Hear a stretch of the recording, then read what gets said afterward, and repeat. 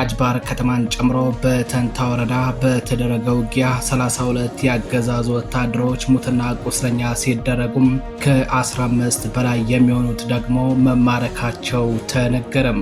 ከተማዋን ጨምሮ ሙሉ የተንታ ወረዳ ማርፈጃውን በፋኖ ቁጥጥር ስር መግባቱን መዘገባችን አይዘነጋም። ፋኖ በውጊያው 2 ብሬንን ጨምሮ ከ30 በላይ ክላሽንኮቭ መሳሪያም ማርኮ ሲታጠቅ ለደሴና ለኮምቦልቻ ስትራቴጂ የሆኑ አካባቢዎችን ከጥላት አጽድቶ መቆጣጠሩ ታውቋል።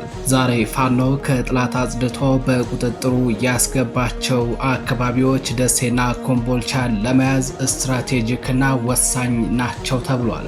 መረጃውን በዝርዝር ይዘነዋል። በተያያዘ ዜና በቀጠለው ዘመቻ አርበኛ ሊ አባናደው ደገር ከተማ በፋኖ ቁጥጥር ስር መግባቷ ተሰምቷል። ከተማዋ ዛሬ መስከረም 20 2018 ዓ.ም ማለዳ ጀምሮ እስከ ረፋድ በተደረገ ብርቱ ተጋድሎ ነው በፋኖ ቁጥጥር ስር የገባችው ተብሏል። በዚህም በርካታ ቁጥር ያላቸው የአገዛዝ ወታደሮች መገደላቸው ታውቋል።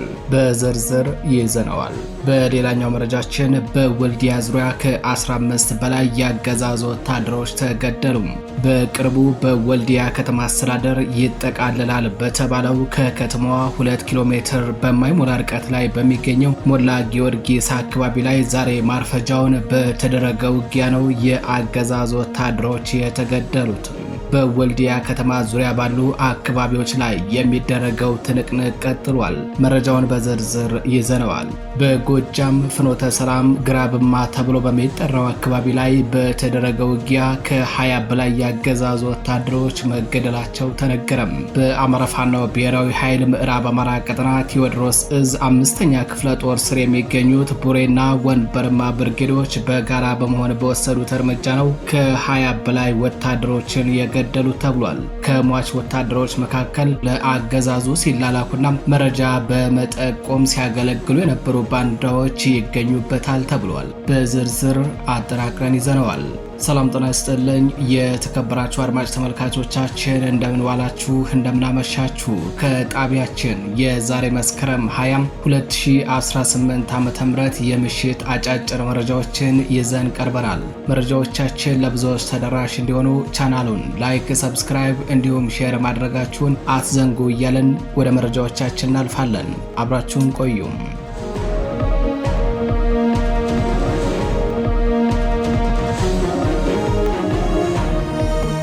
በቅድሚያም በወልዲያ ዙሪያ ከ15 በላይ የአገዛዝ ወታደሮች ተገደሉ። በቅርቡ በወልዲያ ከተማ አስተዳደር ይጠቃልላል በተባለው በከተማዋ 2 ኪሎ ሜትር በማይሞላ ርቀት ላይ በሚገኘው ሞላ ጊዮርጊስ አካባቢ ላይ ዛሬ ማርፈጃውን በተደረገ ውጊያ ነው የአገዛዝ ወታደሮች የተገደሉት ተብሏል። ከወልዲያ በቅርብ ርቀት በምትገኘው ሰንቦ ቀበሌ ላይም ተመሳሳይ ውጊያ ተደርጓል። የአማራ ፋኖ ብሔራዊ ኃይል ምስራቅ አማራ ቀጠና ምኒልክ ዕዝ ምስራቅ አማራ ኮር 2 ዞብላምባ ክፍለ ጦር 2ኛ ሻለቃ ቃኝ መነሻውን ከወልዲያ አድርገው በሞላ ጊዮርጊስና በሰንቦ እንዲሁም በስሪንቃ አቆራርጦ ወደ መርሳ ለማቅናት ሙከራ ያደረገ የአገዛዙ ኃይል ላይ ከባድ እርምጃ ወስደዋል። ከአገዛዙ ወታደሮች ውስጥ መከላከያ ሰራዊት እንዲሁም ሚሊሻና የአድማ ብተና አባላት ይገኙበታል ተብሏል። የፋኖ አባላቱ መነሻውን ከወልዲያ አድርጎ በስሪንቃ በኩል ወደ መርሳ ለማለፍ ሙከራ ባደረገው ኃይል ላይ ገና ስሪንቃ ሳይደርስ በሰንቦና በሞላ ጊዮርጊስ መካከል ላይ ከባድ ጥቃት ሰንዝረውበት ከ15 በላይ ወታደሩን መግደላቸው ታውቋል። በዚህ ጥቃት ከተገደሉት ከ15 በላይ ወታደሮች በተጨማሪ በርካታዎች መቁሰላቸውን የተነገረው የአገዛዙ ኃይል ሙትና ቁስለኛውን ሳያነሳ ወደ ተነሳበት ወልዲያ ከተማ ተመልሷል። ሰሞኑን በዘመቻ አደም አሊ አባናደው ከባድ ምት የተመታውና የፈራረሰውን የጁላ ሰራዊት በማሰባሰብ አደራጅተው ከወልዲያ ከተማ ለመውጣትና ለማጥቃት ፋኖን በከተማዋ ዙሪያ ለማስለቀቅ ዛሬ መስከረም 20 2018 ዓ.ም ማለዳ በዛ ባለ ኃይል ማጥቃት ቢያደርግም በሻለቃ ቃኝ ተገርፎ ሙትና ቁስለኛውን ታቅፎ ተመልሷል።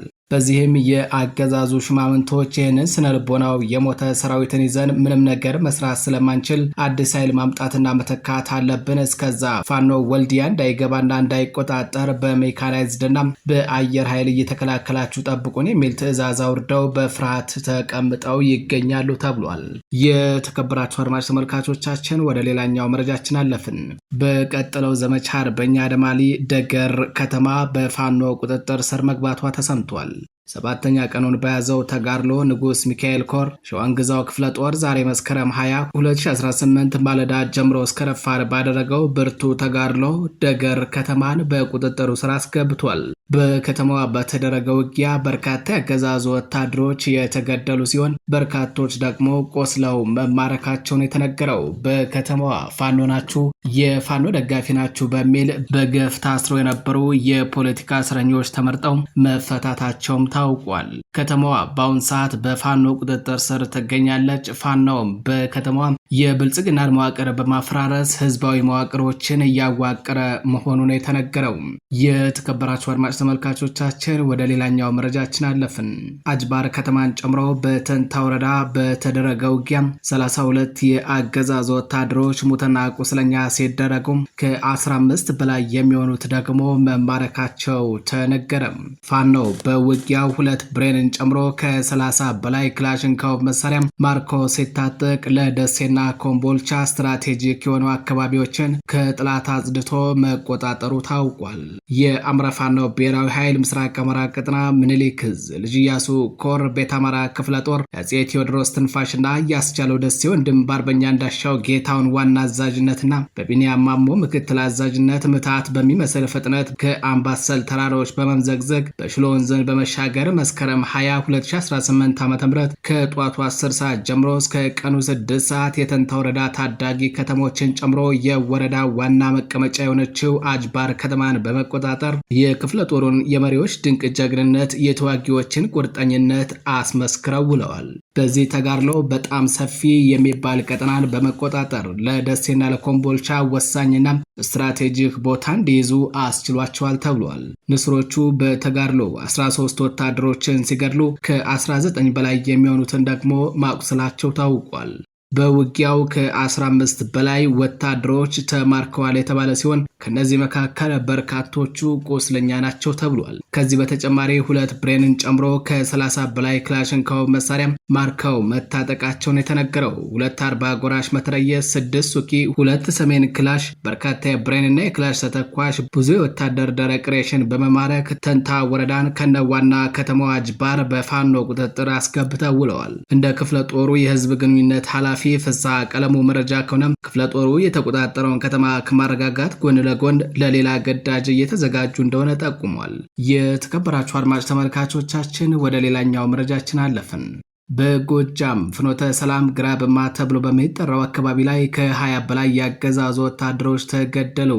ከተገደሉት ያገዛዙ ወታደሮች መካከል ህዝባቸውን በመክዳት ላገዛዙ መረጃ በመመረጅ ሲያገለግሉ የነበሩ ባንዳዎች ይገኙበታል ተብሏል። በአማራ ፋኖ ብሔራዊ ኃይል ምዕራብ አማራ ቀጠና ቴዎድሮስ ዕዝ 5ኛ ክፍለ ጦር የፍኖተ ሰላም ዳሞ ሻለቃ ግራብማ ላይ ባደረጉት ለአጭር ሰዓታት በፈጀ ውጊያ በርካታ ያገዛዙ ወታደሮችን ደምስሰዋል። ከወደ ፋኖ የተሰነዘረበትን ጥቃት መቋቋም ያልቻለው የጸረ አማራው ብልጽግና ቡድን ተላላኪ ወታደር ከባድ የሆነ ሰብአዊና ቁሳዊ ውድመት ደርሶበት በጦርነትም በፕሮፓጋንዳም ተዋርዶ ተመልሷል ነው የተባለው። በክፍለ ጦሩ ስር ቡሬና ወንበርማ ብርጌዶች በጋራ በመሆን በወሰዱት እርምጃም በተመሳሳይ ከ20 በላይ ያገዛዙ ወታደሮች የተገደሉ ሲሆን ከሟች ወታደሮች መካከል ሚሊሻና አድማ ብተና ይገኙበታል የተባለ ሲሆን ከዚህ በተጨማሪ ለአገዛዙ መረጃ በመስጠት በመጠቆም ሲያገለግሉ የነበሩ ባንዳዎችም ይገኙበታል ተብሏል። የተከበራችሁ አድማጭ ተመልካቾቻችን ወደ ሌላኛው መረጃችን አለፍን።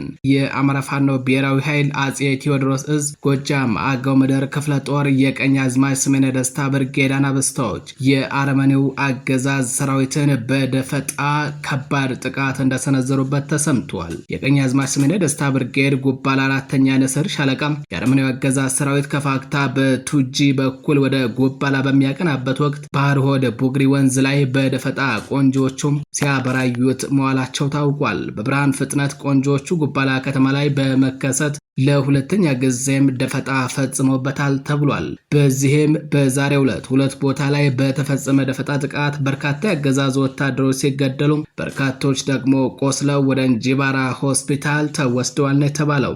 የተከበራችሁ አድማጭ ተመልካቾቻችን ለዛሬ መስከረም 20 2018 ዓ.ም ለምሽት ያሰባሰብናቸው መረጃዎች እነዚህን መስሉ ነበር።